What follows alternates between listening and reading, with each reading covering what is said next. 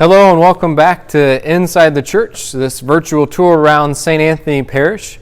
Father Mark here coming again from the choir loft as we continue looking at these beautiful stained glass windows. And today we look at St. Catherine of Alexandria. And what's interesting about her is she was not raised Christian. She was born into a noble pagan family.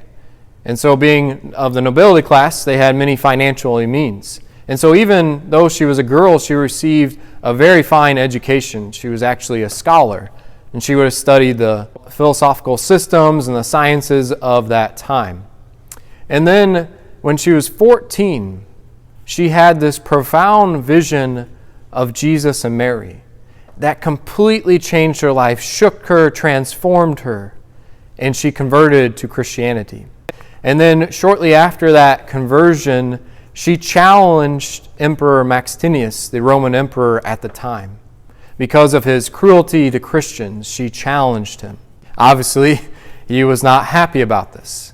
But instead of putting her to death, he challenged her to debate with pagan philosophers. But he didn't know who he was dealing with.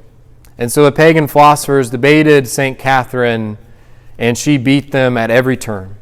With her wit and wisdom and the gifts of the Holy Spirit, she completely debunked everything that they said. And she even converted a few to Christianity. And so that upset Emperor Maxentius even more. And so he was planning on putting her to death, but he gave her one more opportunity. As I said before, she's a very young and beautiful woman at the time. And he actually proposed to marry her. She was given this chance. Being engaged to the emperor and then being married to him would have made her so prominent, so powerful, so wealthy, have the best of everything. But she didn't take it. She denied his proposal and held fast to Christ and her Christian beliefs, her Christian faith. And that sealed her fate.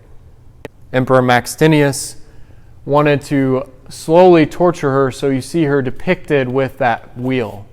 A terrible ancient and medieval form of death.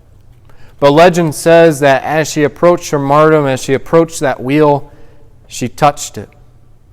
And through the power of God, it shattered to pieces, which just made Emperor Maxentius even more furious. And then he beheaded her. Interestingly enough, several centuries later, one person who really admired St. Catherine of Alexandria was St. Joan of Arc.